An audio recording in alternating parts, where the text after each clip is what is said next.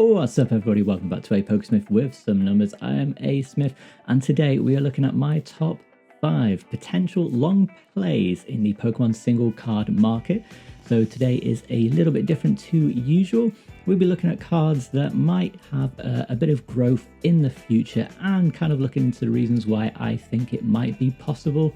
So without any further ado, you know what to do. Go grab yourself that coffee, stay awake, be alive. Remember to like and subscribe, and let's get to it. First on the list, I've got my little chart here. I have the Iron Crowns from Temporal Forces. So as you can see right from the get-go, obviously most cards when they first come out obviously hit a peak, and that was at $131. Obviously I've gone down the American route of looking at prices. It's easier to find data, and most often in the UK prices sort of match, even though the exchange rate is a bit lower. So prices are generally around the same price when you turn it into pounds in the UK market. It's a bizarre thing, but hey ho, what are you going to do?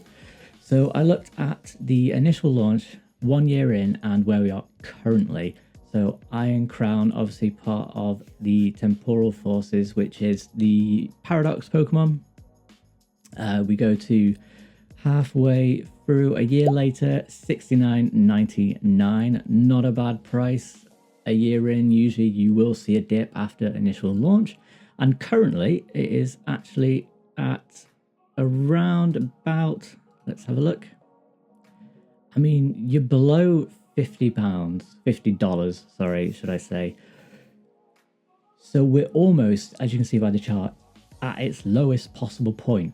This is why I think Iron Crown is a good potential purchase going forward for the next year.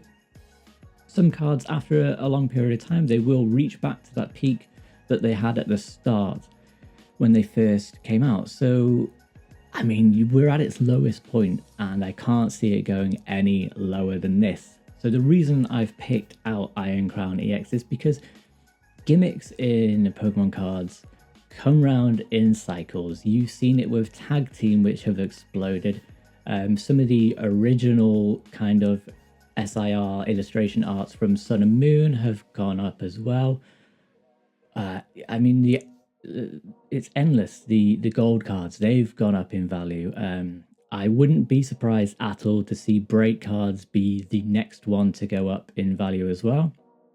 Obviously the relaunch of Mega Evolutions has regenerated interest from the older original Mega Pokemon cards, so they also went up in well as well. So I'm thinking, find a gimmick that hasn't quite taken off yet and is definitely not appreciated. Temporal Forces Paradox Rift currently is very, like, it's not appreciated. The prices, as you can see, are quite low.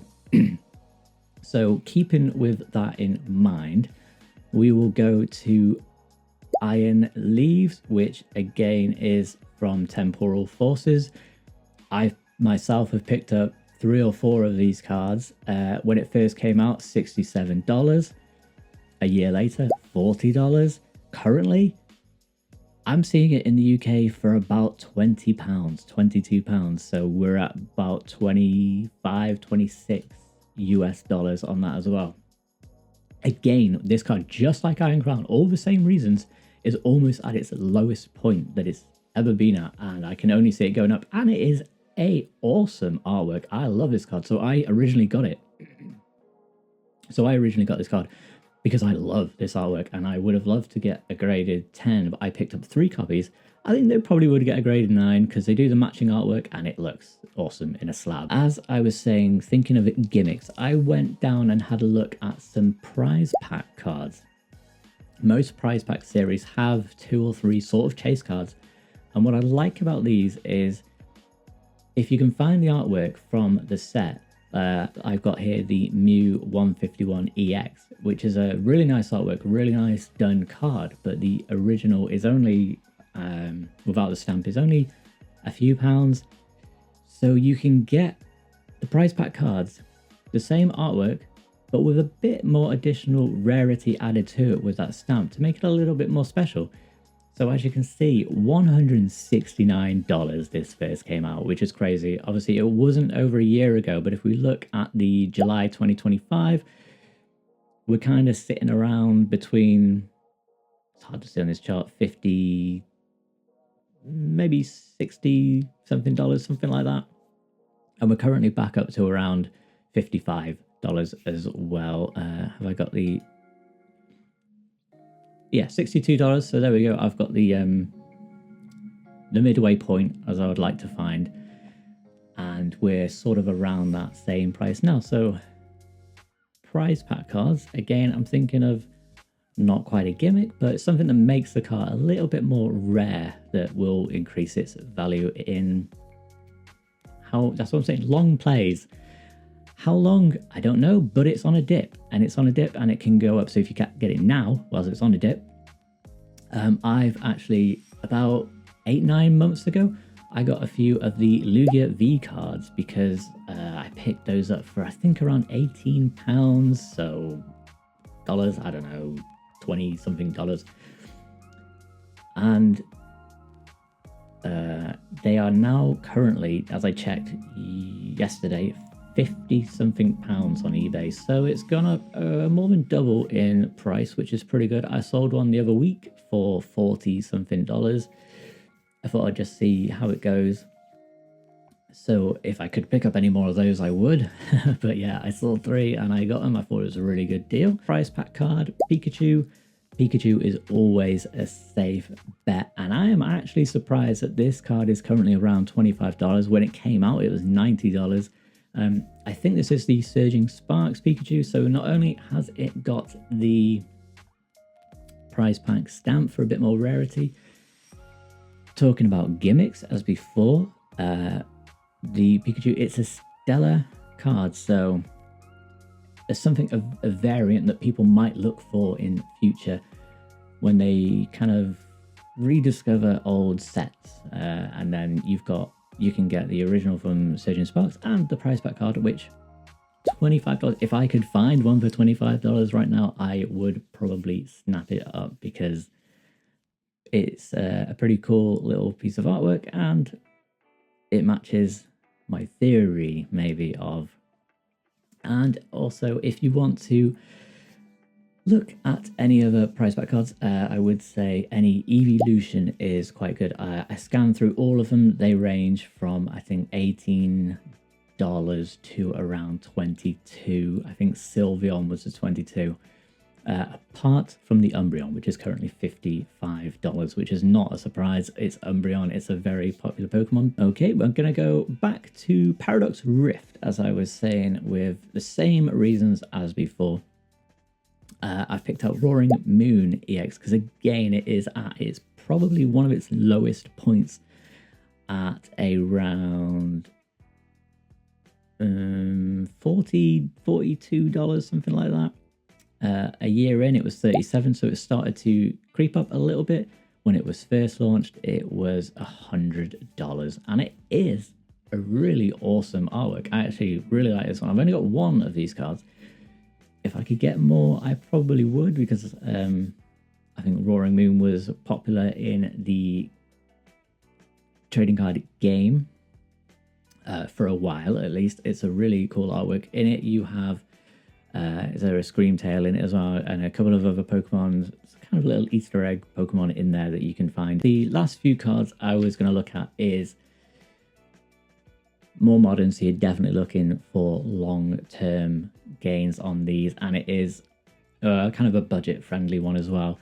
I do think Phantasmal Flames is massively underrated. I think it started to get a bit more popular now. When it first came out, nobody was sort of really vibing with it too much. So I picked up the Paldean Wooper, which is currently $4 for an illustration art that is an absolute steal.